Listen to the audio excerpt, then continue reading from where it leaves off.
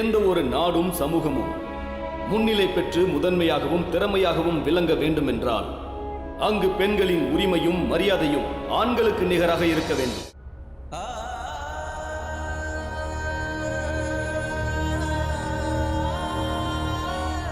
வீட்டில் எல்லாரும் எப்படி இருக்காங்கன்னு தெரியல. மஞ்சுளா, துளசி எல்லாரும் ஒழுங்கா படிக்கிறாங்களோ இல்லையோ, அன்னைக்கு நான் அவங்களுக்கு சொன்ன கதையோட தாக்கத்துல நிச்சயமா எல்லாரும் வீட்டுல இருந்து ஒழுங்கா படிப்பாங்கன்னு நினைக்கிறேன்.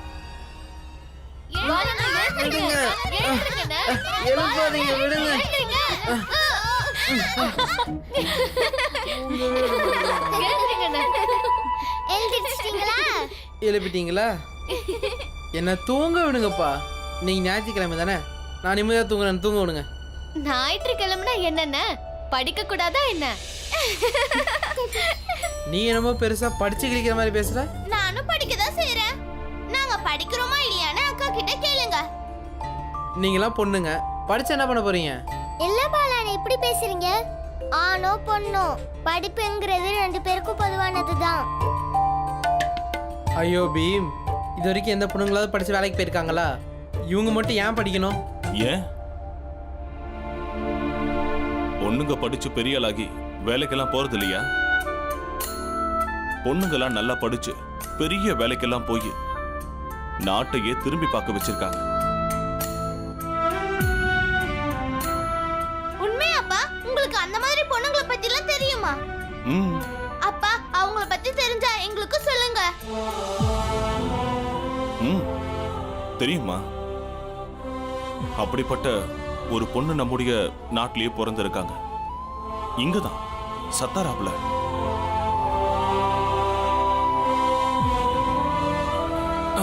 சரி, இன்னைக்கு நான் உங்களுக்கு அந்த பெண்மணியுடைய கதையை சொல்றேன். அந்த கதையை நல்லா கேட்டுட்டு நீங்க எல்லாரும் பொண்ணுங்க நல்லா படிச்சு முடிச்சு சாதிக்க முடியுமா இல்லையான்னு முடிவு பண்ணுங்க.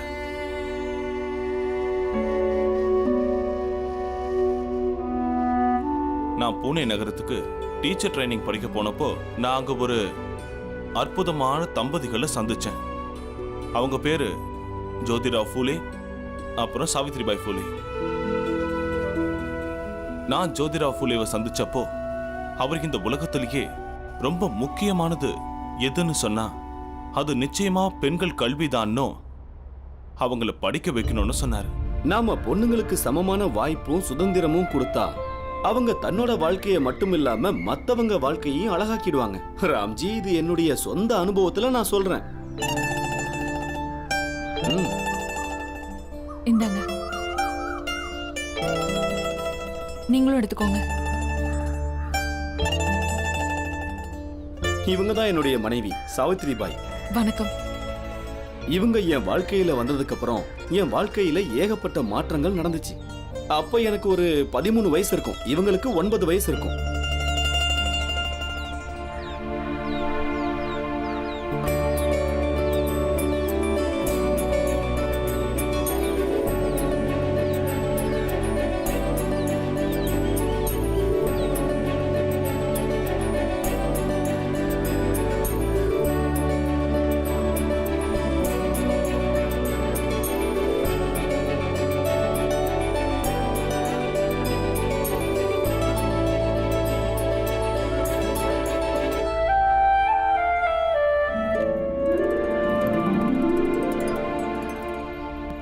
நான் ஜோதிராயோட வளர்ப்பு தாய் தான். ஆனா இன்னையிலிருந்து நான் நிஜமா உனக்கு ஒரு உண்மையான மாமியாரா இருக்க போறேன். அம்மா, வளர்ப்பு தாய்னு சொல்லாதீங்க. என்னோட பெத்த தாய் உயிரோட இருந்திருந்தா கூட உங்க அளவுக்கு என்ன அன்பா வளர்த்துருக்க மாட்டாங்க.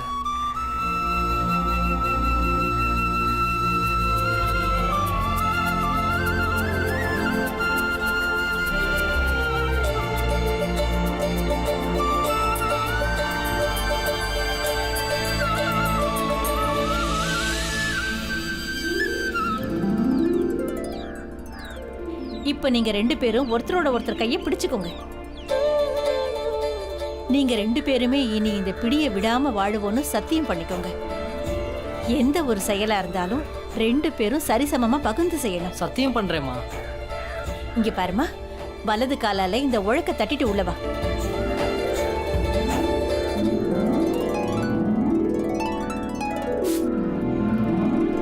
உள்ள வாமா. வா, உனக்கு சில விஷயங்கள்லாம் சொல்லி புரிய வைக்க. சரிம்மா. நில்லுப்பா. இன்னையிலிருந்தும் புது வாழ்க்கை ஆரம்பிக்குது. பாப்பா, உன்னோட இந்த புது வாழ்க்கையோட புது பொறுப்புகளை மகிழ்ச்சியா ஏத்துக்க. சரிப்பா.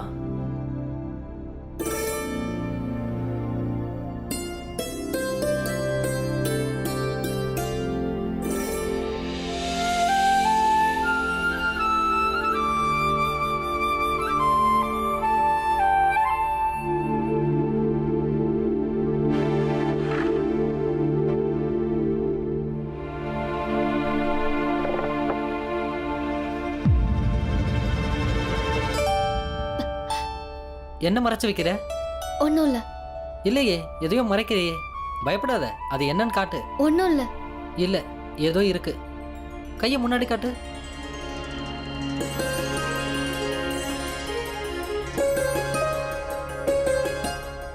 இதை எதுக்காக நீ மறைக்கிற? இல்லை, எனக்கு படிக்க தெரியாது. சரி, படிக்க தெரியாதுன்னா புத்தகத்தை எதுக்காக எடுத்து வச்சிருக்க? ஏன்னா எனக்கு படிக்கணும்னு ரொம்ப ஆசை. ஒரு தடவை படிக்கலான்னு புத்தகத்தை எடுத்த அப்பா என்கிட்ட இருந்து பறிச்சுட்டாரு. இந்த படிப்பெல்லாம் பெரிய ஜாதிங்க ஆளுங்களோடது, நாம இதெல்லாம் செய்யக்கூடாது, படிச்சா பாவம்னு சொல்லிட்டாரு. அப்பா அன்னைக்கு போட்ட சத்தத்துல அதுக்கப்புறமா புத்தகத்தை எனக்கு தொட கூட தைரியம் வரல. இங்கதான் அப்பா இல்லையா, அதான் எடுத்து பார்த்துட்டு இருந்தேன்.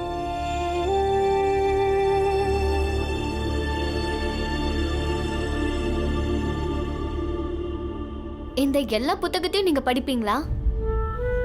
புத்தகத்தை படிக்கும்போது எப்படி இருக்கும்? இந்த புத்தகத்தெல்லாம் படிக்கும்போது நாம இந்த உலகத்தை பார்க்குற பார்வையே தப்பானதுன்னு தோணும். ஏன்னா நமக்கு தெரிஞ்சதை விட இந்த உலகம் ரொம்ப பெருசு. அதை நம்மளால கற்பனை பண்ணி கூட பார்க்க முடியாது. நம்ம பார்க்கறத விட இந்த உலகம் ரொம்ப பெருசா? அப்படி எப்படி இருக்க முடியும்? நீயும் படிச்சா அந்த அதிசயம் என்ன நீயும் தெரிஞ்சுக்குவ. என்ன, நீயும் படிக்க விரும்புறியா? ஆமா. ஆனா எப்படி? இங்க உங்க வீட்ல நான் படிக்கிறத யாராவது பார்த்துட்டா?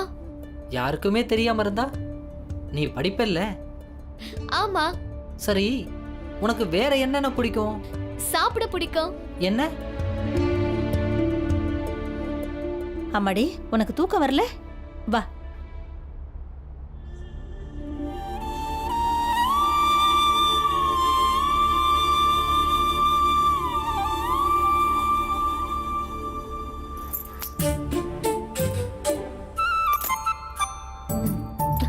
ஐயையோ,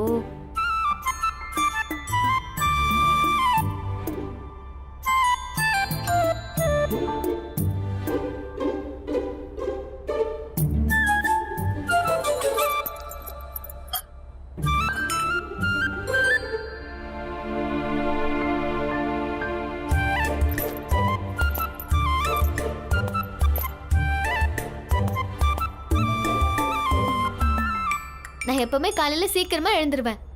உங்களையும் எழுப்பலாம் தான் வந்தேன். ஆனா நீங்க நல்லா தூங்கிட்டு இருந்தீங்களா, அதான் எழுப்பல. அதான் இங்க உட்காந்து விளையாடிட்டு இருக்கேன். இனிமே நான் விளையாட மாட்டேன். ஏன் விளையாடக்கூடாது? நல்லா விளையாடு. அப்புறம் எல்லாரும் மத்தியானம் தூங்குனதுக்கு அப்புறம் நீ பின் வாசல் வழியா பின்னாடி இருக்கிற தோட்டத்துக்கு வந்துரு. உனக்கு நான் படிப்பு சொல்லித்தரேன்.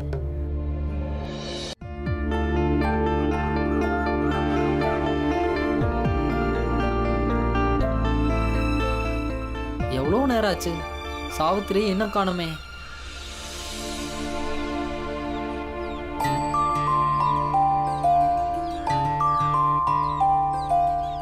அங்க இருக்காரா?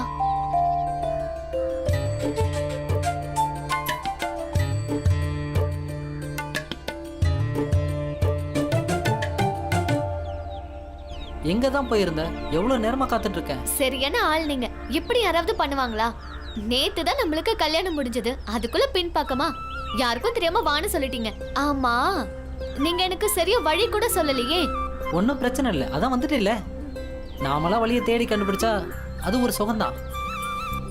சரி வா, இப்ப படிப்பு ஆரம்பிக்கலாமா? சரி, நீங்க ஏன் என்ன படிக்க வைக்கணும்னு நினைக்கிறீங்க? ஏன்னா கல்வியோட சக்தி ரொம்ப அதிகம். நாம எந்த ஒரு அதிகாரத்தையும் வாளால் எதிர்க்க முடியாது, ஆனால் நம்மளோட கல்வியால் எதிர்க்க முடியும். நீங்க பள்ளிக்கூடத்துக்கு போயா படிச்சீங்க? ஆமாம், முதல்ல பள்ளிக்கூடத்தில் என்னெல்லாம் சேர்த்துக்க மாட்டேன்னு சொல்லிட்டாங்க. ஆனால் அதுக்கப்புறமா ஒரு வழியாக போராடி கடைசியாக என்னை பள்ளிக்கூடத்தில் சேர்த்துக்கிட்டாங்க. நான் படிக்கவும் ஆரம்பிச்சிட்டேன். சரி, இப்போ கவனி.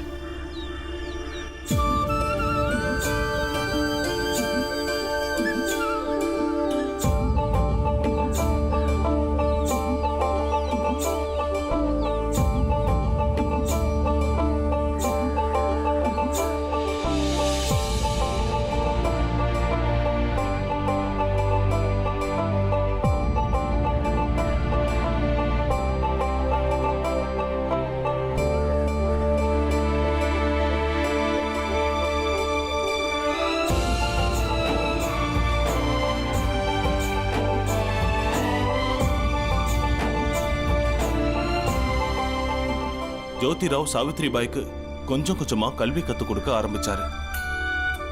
அது மட்டும் இல்லாம பல சமூக தடைகளை உடைக்க முயற்சி பண்ணாரு. அவர் கல்விங்கிற அந்த கதவை பொது கிணத்துல தண்ணி எடுக்க அனுமதிக்கப்படாத ஒடுக்கப்பட்ட எல்லா ஜாதி மக்களுக்காகவும் அவர் திறந்து விட்டாரு. அவர் சாவித்ரிபாயை மட்டும் இல்ல, இந்த சமூகத்துல அடிமைப்பட்டிருக்கிற ஒவ்வொரு பொண்ணையும் காப்பாத்த நினைச்சாரு. அதுக்கு அவரு கல்வியை தான் மிகப்பெரிய ஆயுதமா நம்பி இருந்தாரு. சாவித்ரி பாய் அப்படிதான் கத்துக்க ஆரம்பிச்சாங்களா? இருக்காது, அவ்வளவு சுலபமால கத்துக்கிட்டு இருக்க முடியாது. இந்த காலத்துல நம்ம படிக்கிறதுக்கு இவ்வளவு கஷ்டப்பட வேண்டியதா இருக்கு. அப்ப அந்த காலத்துல எவ்வளவு கஷ்டப்பட்டிருப்பாங்க. அதுலயும் ஒரு பொண்ணு கத்துக்க முடியுமா? இல்லையாப்பா? ஆமா, நீ சரியா சொல்ற. அதனால ஜோதிராவ் சாவித்ரிபாய் புலேக்கு பல வருஷம் வீட்டுக்காரங்களுக்கு தெரியாமலே கத்து கொடுத்தாரு. உண்மையை சொல்லணும்னா என் மனைவிக்கு கத்து கொடுக்க எனக்குள்ளயும் எல்லா பசங்களுக்கும் கத்து கொடுக்கணுங்கிற எண்ணம் வந்துச்சு. அதனால நாங்க கொஞ்சம் கொஞ்சமா பணம் சேர்த்து ஒரு ஆரம்ப பள்ளி ஆரம்பிச்சோம். அப்புறம் நானும் சாவித்ரிபாயும் எங்க பள்ளிக்கூடத்துக்கு பசங்க வருவாங்கன்னு காத்துக்கிட்டு இருந்தோம்.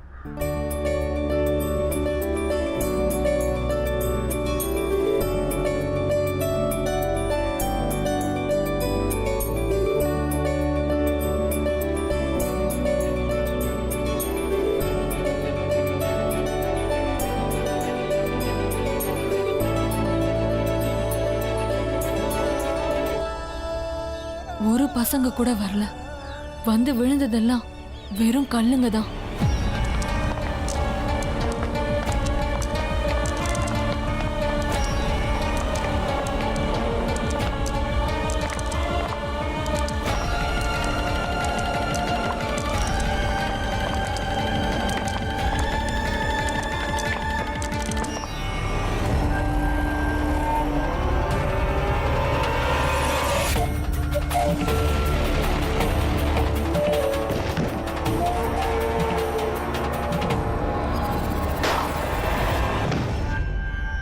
இதுக்கப்புறம் பொண்ணுங்க ஏதாவது படிக்கணும்னு பேசுன இன்னும் மோசமான விளைவுகளை சந்திப்பேன்.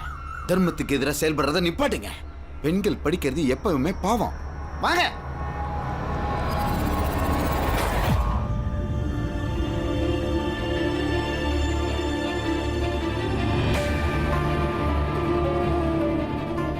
எந்த ஒரு தர்மமும் ஒரு நபர் படிக்கிறதையோ இல்ல ஞானத்தை அடையிற உரிமையையோ நிச்சயமா தடுக்க முடியாது. உண்மை என்னன்னா, சாஸ்திரம் சம்பிரதாயங்கிற பேரை சொல்லி ஒரு சிலருக்கு கல்வி அறிவு கிடைக்க கூடாதுங்கிறதுக்காக திட்டம் போட்டு இந்த மாதிரி எல்லாம் செஞ்சுக்கிட்டு இருக்காங்க. வருவாங்க, பொண்ணுங்க கண்டிப்பா படிக்க வருவாங்க. எல்லாரும் பொண்ணுங்களை படிக்க வைக்கணும்னு நம்ம எல்லார்கிட்டயும் தெரு தெருவா போய் சொல்லுவோம். கல்வியோட அருமை பெருமைகளை நம்ம எல்லார்கிட்டயும் சொல்லி புரிய வைப்போம். கண்டிப்பா கொஞ்சம் பேராவது நம்ம சொல்றத கேட்பாங்க.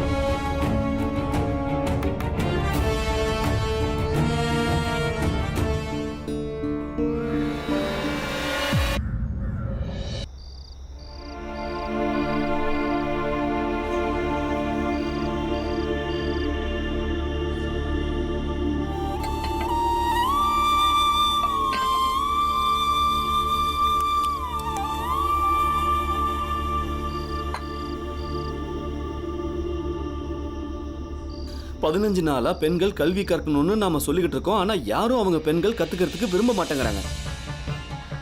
ஏன்னா இங்க பொண்ணுங்களை எல்லாம் நம்பி படிக்க அனுப்ப பெண் ஆசிரியைகள் யாருமே இல்லையே.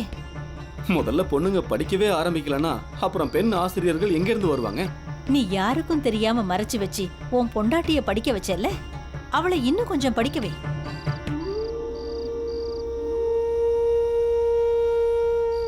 இவ ஒரு ஆசிரியை ஆகிறதுக்கு என்னெல்லாம் பயிற்சி எடுக்கணுமோ அந்த பயிற்சியெல்லாம் கொடு. அப்படியே உன் மனைவியை நீ ஆசிரியையாக்கு.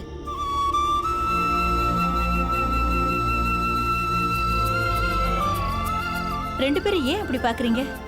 எனக்கு எல்லாமே தெரியும். உங்க அப்பா கிட்ட உன்னால மறைக்க முடியும், என்கிட்ட முடியாது. அதனால தான் நீங்க தான் என் அம்மான்னு சொன்னேன். சரி, எங்களை பத்தி வேற என்னென்ன தெரிஞ்சு வச்சிருக்கீங்க?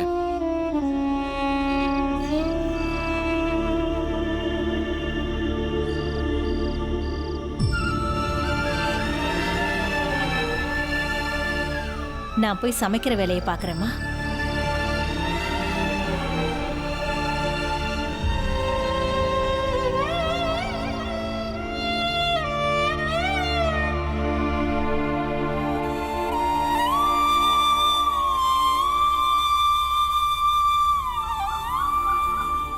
அப்புறம் என்னாச்சுப்பா?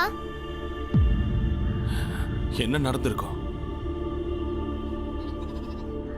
ஜோதிராவ் ஃபுலே திரும்பவும் சாவித்ரிபாயை படிக்க வச்சாரு. பள்ளி படிப்பை முடிச்சதுக்கு அப்புறமா அவங்க அகமது நகர்ல அமெரிக்கன் மிஷனரிலையும் அப்புறம் பூனேல இருக்கிற நார்மல் ஸ்கூல்லையும் டீச்சர் ட்ரைனிங் எடுத்துக்கிட்டாங்க. வருஷம் 1848. ஜோதிராவுடைய நண்பர் தாத்தாராவ் தன்னோட வீட்டுல ஒரு அறையை கொடுத்தாரு. அங்கதான் நம்ம நாட்டுடைய முதல் பெண்கள் பள்ளிக்கூடத்தை சாவித்ரிபாய் தான் கணவன் கூட சேர்ந்து திறந்தாங்க. அப்போ மொத்தமாவே 9 மாணவிகள் தான் இருந்தாங்க. ஆனா அந்த விதைகளுக்குள்ள பல ஆலமரங்கள் இருந்தது.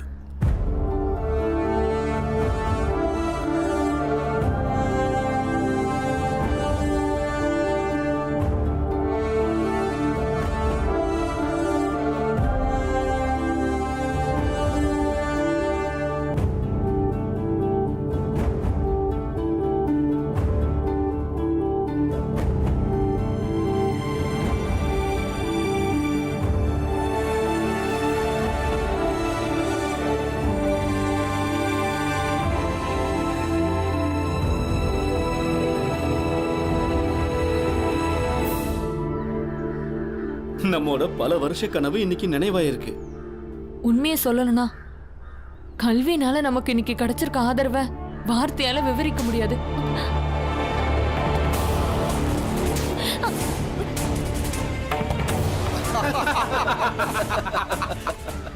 சமூகத்துல இருக்கிற பொண்ணுங்களுக்கு எல்லாம் படிப்பை சொல்லி கொடுத்து கெடுக்க பாக்குறீங்கல்ல, அதுக்கு இதுதான் தண்டனை.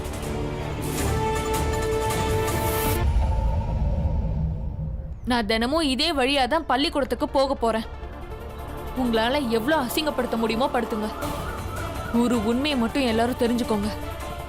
இந்த உலகத்துல இருக்கிற எல்லா அசிங்கத்தையும் கல்வியால மட்டும்தான் போக்க முடியும்.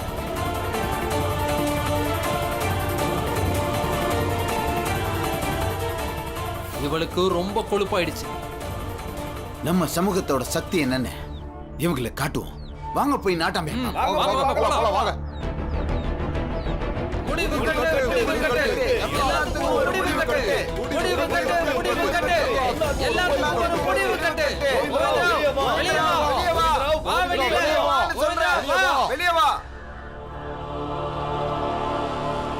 எல்லாத்தையும் நிறுத்த சொல்லுங்க. என்னாச்சு ஐயா?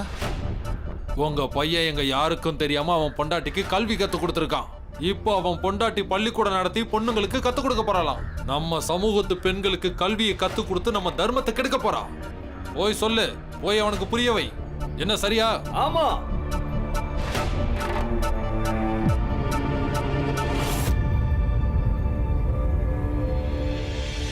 இவங்க சொல்றதெல்லாம் உண்மையா? இவங்க எல்லாம் சொல்றது உண்மையான்னு கேட்டேன். ஆமா.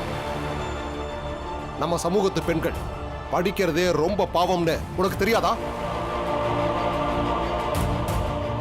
கல்வி எல்லாருக்கும் பொதுவானதுப்பா. என் மனைவி எல்லாருக்கும் கல்வி கத்துக் கொடுக்கணும்னு நினைக்கிறதுல என்ன தப்பு இருக்கு? தப்புதான். பெரிய தப்பு தான். சமூகத்துக்கு எதிராக நம்ம செயல்படக்கூடாது. முதல்ல நீ வெளியே போ. போய் அவங்க எல்லார்கிட்டையும் இதுக்கப்புறம் நீயோ இல்ல உன் மனைவியோ பள்ளிக்கூடத்துக்கு போக மாட்டோம்னு சொல்லு. முடியாதுப்பா, என்னால அப்படி இருக்க முடியாது. அப்ப சரி, இப்பவே நீங்க 2 பேரும் வீட்டை விட்டு வெளியே போங்க. வெளியே போங்க. என்ன பேசுறீங்க நீங்க? நீ வாய மூடு. நான் சரியா தான் சொல்றேன். இங்கிருந்து வெளியே போங்க.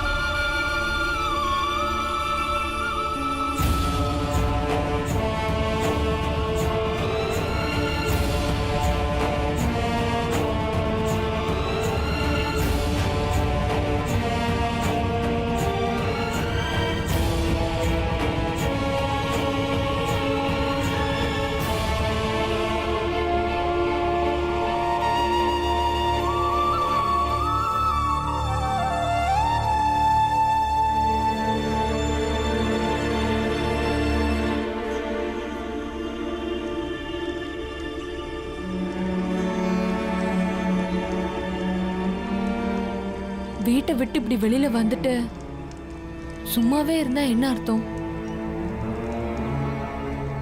ஜோதி, வாழ்க்கையில எது பண்ணாலும் பெருசா பண்ணணும்னு அப்பா அடிக்கடி சொல்லுவாரு. இந்த பூ விக்கிற வேலையில அப்படி என்னதான் பெருசா பண்ணிட முடியும்? ஆனா இன்னைக்கு இந்த கல்வி மூலமா நிறைய குழந்தைங்களை சொந்த கால்ல நிக்க வைக்கிற முயற்சியை பண்ணிக்கிட்டு இருக்கேன். ஏங்க, சின்ன வயசுல படிப்பறிவு இல்லாத இருந்தப்போ வானத்துல இருக்கிற எல்லா நட்சத்திரத்தையும் ஒரு நாள் என்ன முடியும் நம்பிட்டு இருந்தேன். ஆனா படிச்சதுக்கு அப்புறம் எல்லாத்தையும் தெளிவா புரிஞ்சுக்கிட்டேன். ஒரு ஜென்மம் முழுக்க என்னதான் படிச்சாலும் நம்ம எல்லா ஞானத்தையும் அடைஞ்சிட முடியாது. அதே மாதிரி நட்சத்திரத்தையும் எண்ண முடியாது. ஆனா நட்சத்திரங்களை என்றதை என்னைக்குமே விட்டுறாத சாவித்திரி. அப்புறம் கொஞ்சம் கொஞ்சமா அவங்க 2 பேரும் பெண்களுக்காக நிறைய பள்ளிக்கூடங்களை நிறைய ஊர்ல திறந்தாங்க. அது மட்டும் இல்ல பீம், சாவித்திரி பாய் தினம் வீட்டுல இருந்து பள்ளிக்கூடத்துக்கு பாடம் எடுக்க போகும்போது அந்த ஊர் மக்கள் சேத்த வாரி எறிவாங்க.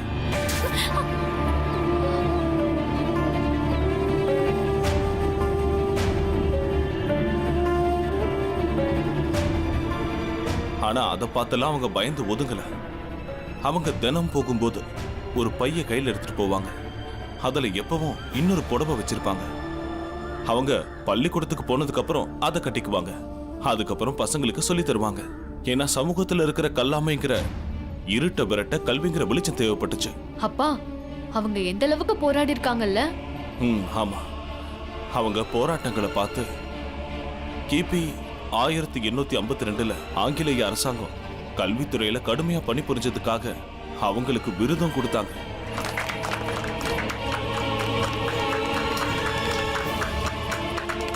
அப்பா, அவங்களுக்கு பசங்க இல்லையா? அத பத்தி நான் கேட்டப்போ ஜோதிராவ் என்ன சொன்னாரு தெரியுமா? எனக்கு ஒரு நண்பன் இருந்தான், சதாசிவ கோவிந்தன். அவங்க வீட்டுல ஒரு விதவை பெண் வேலை செஞ்சுக்கிட்டு இருந்தாங்க. யார்கிட்டயோ மனசை பறி கொடுத்ததுனால குழந்தை உண்டாயிருச்சு. அவ இந்த விஷயம் யாருக்கும் தெரியாமலேயே 9 மாசம் பார்த்துக்கிட்டா. அவ குழந்தையையும் பெத்தெடுத்தா. ஆனா உலகத்துக்கிட்ட என்ன சொல்லுவா? விதவை எப்படி குழந்தை பெத்துக்கிட்டான்னு கேட்பாங்களே. பாவம், அந்த அபலை பெண்ணுக்கு எதுவுமே புரியல. அவளே அவ பெத்த குழந்தைய கொன்னு ஆத்துல தூக்கி வீசிட்டா. அப்புறம் போலீஸ் அவளை பிடிச்சு கோர்ட்ல அவளுடைய குழந்தைய அவளே கொன்ன காரணத்துக்காக அந்தமான் நிக்கோபார்ல இருக்கிற காலாபாணி சிறைச்சாலைக்கு அவளை அனுப்பிட்டாங்க. நம்ம நாட்டிலேயே ஒரு பெண்ணுக்கு கொடுமையான காலாபாணி சிறை தண்டனை கிடைச்சது அதான் முதல் தடவை. அந்த பொண்ணு ஜெயிலுக்கு போன அன்னைக்கு சாவித்திரிபாய் ரொம்பவே கவலைப்பட்டாங்க. இவ மனசுல ஏகப்பட்ட கேள்விகள் வந்துச்சு. ஒரு தாயா இருந்து அவ ஏன் அவளோட குழந்தைய கொன்னா தெரியுமா? ஒரு தாய்ங்கிற முறையில அந்த குழந்தையோட எதிர்காலம் இந்த கேடுகெட்ட சமுதாயத்துல அவளுக்கு எப்படி இருக்கும்னு தெரியும்.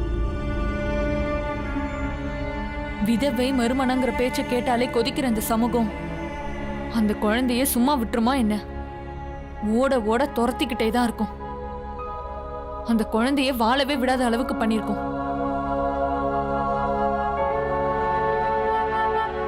அம்மா இல்ல, தான் குழந்தைக்கு ஆயுள் காலம் முழுக்க தண்டனை கொடுக்க விரும்பி இருக்க மாட்டா. அவ அப்பாவி கையால் ஆகாதவ என்ன பண்ணுவா? அவன் நினைச்சாலும் எதுவும் பண்ணிருக்க முடியாது. இந்த அரசாங்கம் அந்த பொம்பளைய மட்டும் இல்லைங்க, இந்த மொத்த சமூகத்தையும் காலாப்பாணி சிறையில தள்ளி இருக்கும். பெண்களை வாழ விடாம எல்லா கதவையும் பூட்டி வச்சிருக்காங்க. சரிங்க, ஏன் இந்த சமூகம் எப்பவுமே பெண்களை மட்டுமே தண்டிக்குது? எப்பவுமே ஏன் பெண்களை மட்டும் தியாகம் பண்ண சொல்லுது? கணவன் இறந்துட்டானா அந்த பொம்பளைய சதிங்கிற பேர்ல எரிக்கிறாங்க. இல்லைன்னா அவ தலைய மொட்டை அடிச்சு சதி மாதிரியே வாழ்நாள் முழுக்க அவளை சித்திரவாத பண்ணி சாகடிக்கிறாங்க. ஆனா இது வரைக்கும் எந்த ஒரு ஆம்பளையாவது மனைவி இறந்ததும் உடன்கட்டை ஏறி இருக்கானா? இல்ல ஒரு விதவை மாதிரியான வாழ்க்கையை வாழ்ந்திருக்கானா?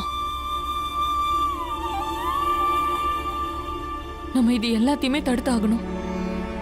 நம்ம ஏதாவது செஞ்சாகணும். இனி எந்த அம்மாவும் வேற வழியே இல்லாம தன் பிள்ளைகளை கொல்லக்கூடாது. எந்த ஒரு பொம்பளைக்கும் இந்த மாதிரியான சிறு தண்டனை கிடைக்க கூடாது. அதுக்கு என்ன பண்றது?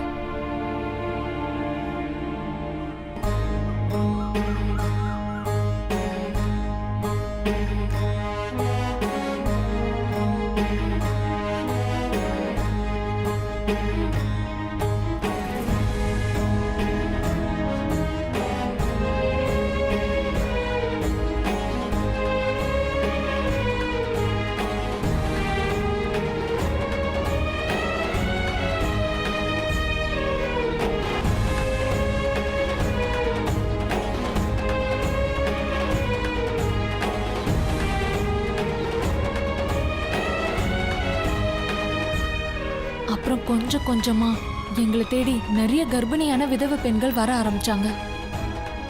எங்க இடத்துல இருந்து அவங்க குழந்தையும் பெத்துக்கிட்டாங்க.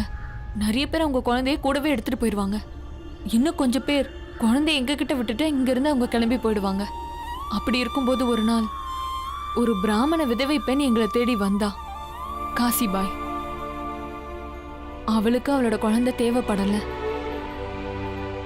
அந்த குழந்தைய நாங்க தத்தெடுத்துக்கிட்டோம். அப்புறம் எங்க குடும்பமும் முழுமை அடைஞ்சிருச்சு. பூனேல இருந்து நான் மாவு போயிட்டேன். அதுக்கப்புறம் அவங்கள பத்தி நான் நிறைய கேள்விப்பட்டிருக்கேன். கொஞ்சம் கொஞ்சமா அந்த தம்பதிகள் சமூகத்துல இருக்க நிறைய பிரச்சனைகளை எதிர்த்து போராட ஆரம்பிச்சாங்க. குழந்தைகளுக்கான கல்வி மட்டும் இல்ல, அனாதைகள், விதவைகள், அப்புறம் விவசாயிகளுக்காகவும் அவங்க நிறைய பேர் உழைச்சிருக்காங்க.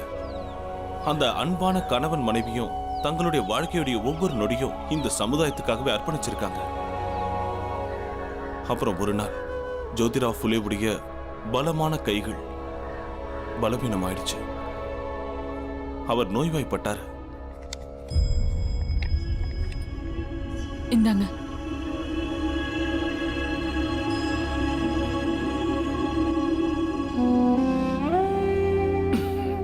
தண்ணி குடிங்க.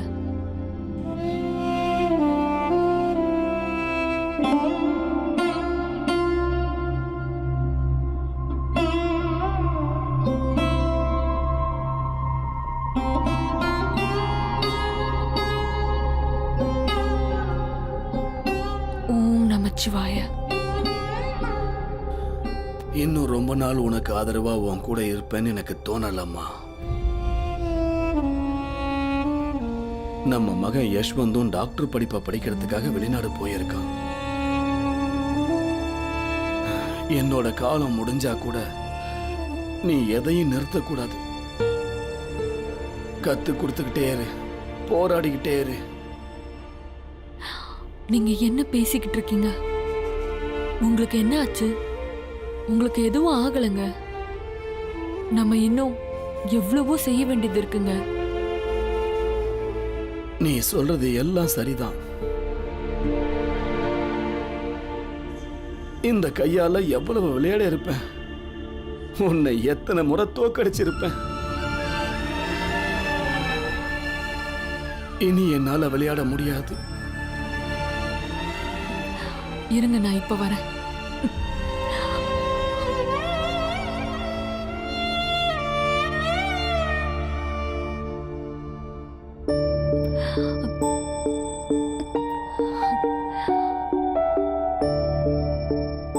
விளையாடுங்க.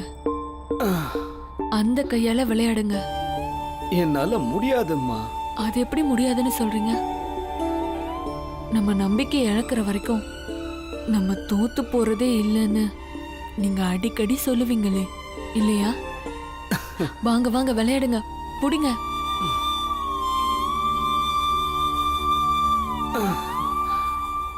முடியலம்மா. முயற்சி பண்ணி பாருங்க.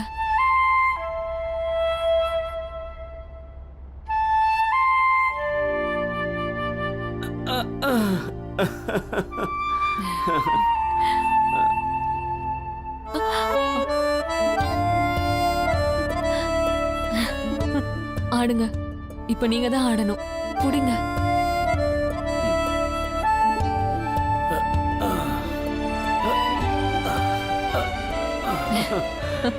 எப்படி? உன்னை தோக்கடிச்சிட்டேன்ல. இருங்க, சாப்பாடு எடுத்துட்டு வரேன். ம்? அப்பா,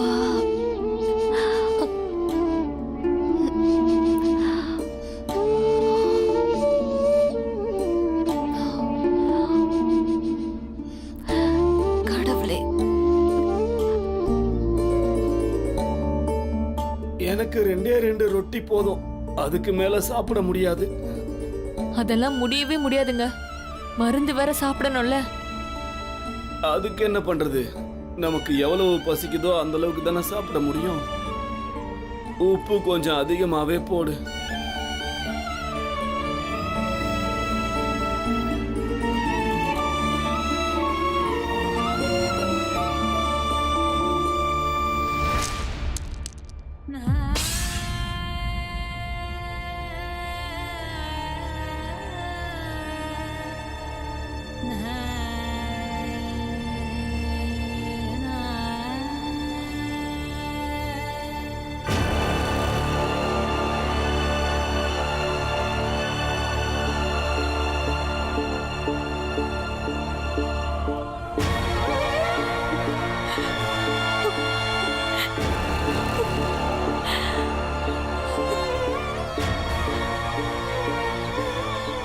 இப்ப வளர்ப்பு மகன் தான் தீ வைக்க போறானா? இவங்க சொந்தக்காரங்க யாரும் இல்லையா? கூப்பிட்டாகணும்ல.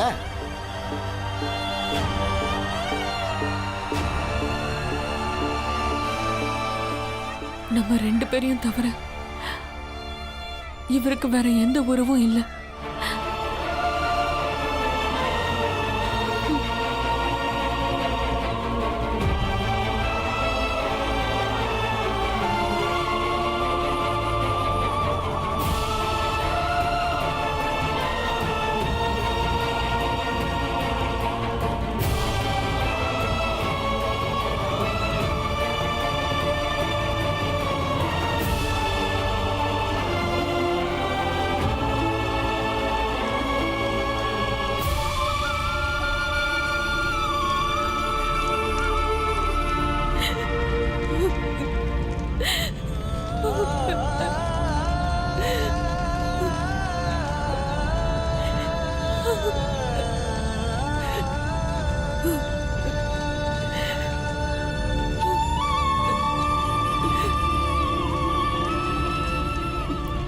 நீங்க இல்லாம இனி தனியாளா நான் எப்படி போராட போறேன்னு எனக்கு தெரியல.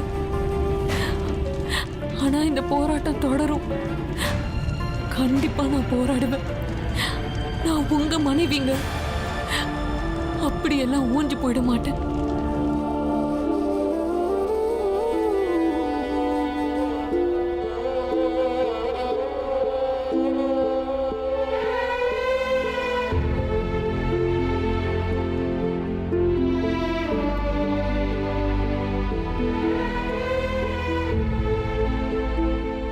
எனக்கு படிக்க தெரியாதே.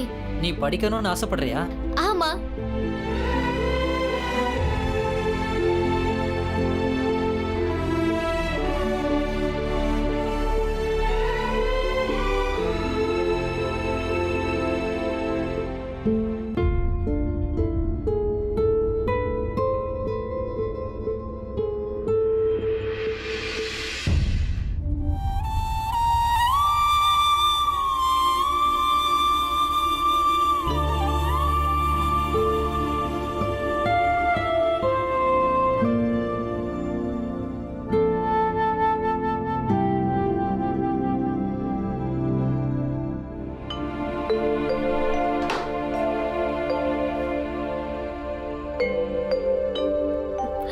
என்னங்க இந்த நேரத்துல எழுந்து என்ன பண்றீங்க? என்னாச்சு?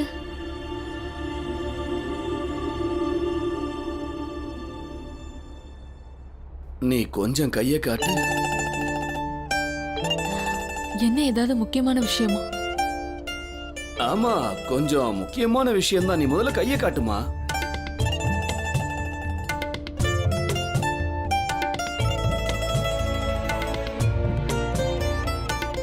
பாரு.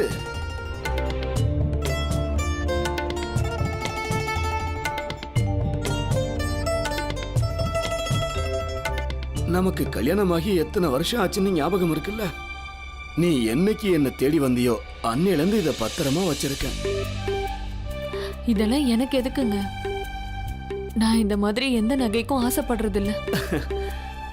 நீ ஆசைப்பட மாட்டேன்னு தெரியும், ஆனா எனக்குன்னு ஆசை இருக்குல்ல. என் பொண்டாட்டிய நான் எப்பவுமே அழகா தான் பார்க்கணும். சும்மா இருங்க. இதுக்குள்ள இன்னொரு ரகசியமும் ஒளிஞ்சிருக்கு தெரியுமா? அதாவது எனக்கு இந்த உலகத்திலேயே ரொம்ப ரொம்ப முக்கியமானது நீதான், நீ மட்டும்தான். நீதான் என்னுடைய சக்தி. நான் தான் உங்களுக்கு ரொம்ப ரொம்ப முக்கியம்னு அடிக்கடி சொல்லுவீங்கல்ல.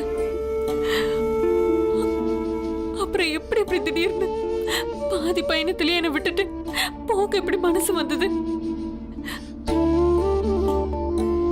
நம்ம 2 பேரும் சேர்ந்து ஒரு போராட்டத்தை ஆரம்பிச்சோம். ஆனா இப்போ நீங்க என்னை விட்டு போனதும் எல்லாம் இருந்தும் எதுவும் இல்லாம நிக்கிறேன். ஏன் என்னை விட்டுட்டு அவ்வளவு தூரம் போயிட்டீங்க?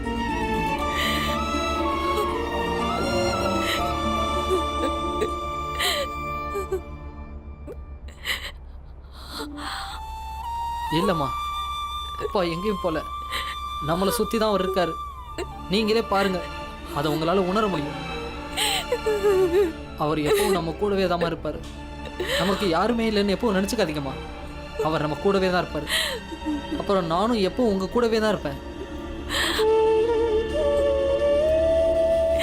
என்ன நீங்க 2 பேரும் தத்து எடுத்து தான் வளர்த்தீங்கன்னு எனக்கு தெரியும்.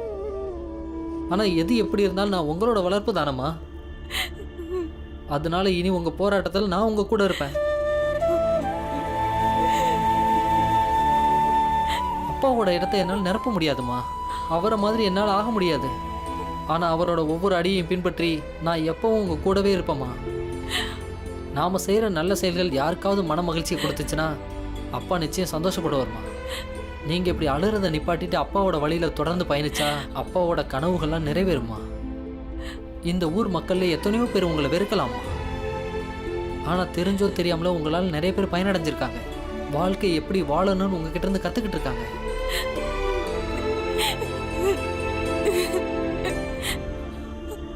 அம்மா, எனக்கும் இனிமேல் விளையாடவும் நட்சத்திரங்களை எண்ணவும் கற்றுக் கொடுங்க. இனிமேல் நான் தினமும் கண்டிப்பாக உங்கள் கூட விளையாடுறேம்மா. நீங்களும் நானும் சேர்ந்து ஒரு நாள் வானத்தில் இருக்க எல்லா நட்சத்திரங்களையும் எண்ணி முடிச்சிடலாம்.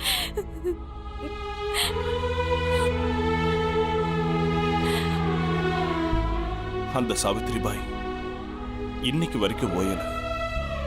அதுக்கப்புறம் என்னாச்சுப்பா? அவங்களோட போராட்டத்தை இன்னும் அவங்க கைவிடல. அவங்க பையனை கஷ்டப்பட்டு வளர்த்து டாக்டர் ஆக்குனாங்க. அப்புறம் அவங்க பையன் கூட சேர்ந்து இந்த சமுதாயத்துக்காக இன்னும் போராடிட்டு இருக்காங்க. நீ இப்ப சொல்லு பாலா, பொண்ணுங்களால முடியாதது உண்டா? இல்லைப்பா, பொண்ணுங்களால எல்லாம் செய்ய முடியும். யாராவது பொண்ணுங்களால எதுவும் செய்ய முடியாதுன்னு நினச்சா அது தப்புப்பா. அவங்க எல்லாரும் சாவித்ரி பாய் ஃபூலேவை பற்றி கற்றுக்கணும். அதனால தான் சொல்றேன், என் பொண்ணுங்களால எதுவும் செய்ய முடியும். யார் எந்த லட்சியத்தை அடையிறாங்கிறத அவங்களுடைய காலம்தான் முடிவு பண்ணும். ஆனா ஒவ்வொரு பொண்ணுக்கும் சாவித்ரி பாய் மாதிரியே சக்திகள் இருக்கு.